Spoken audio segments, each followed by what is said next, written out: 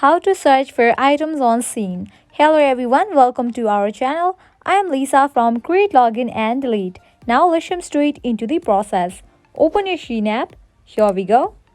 This kind of page will appear. Now at the top you can see this search bar. You can just type in the product name and you can get it.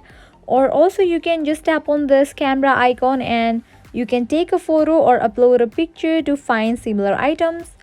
For now I'm gonna just type in the name. Here I'm gonna search for shoes.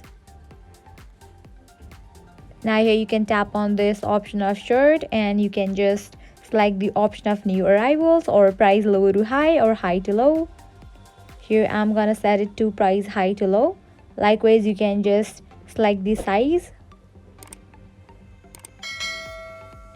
and you can also choose the color. And now you are good to go. This is how you search for items on Shein. Likewise, you can just search for different items. I hope now you guys are clear about how to search for items on Shein. At the end, if you find this video helpful, make sure to like, share and subscribe to our channel. Thank you.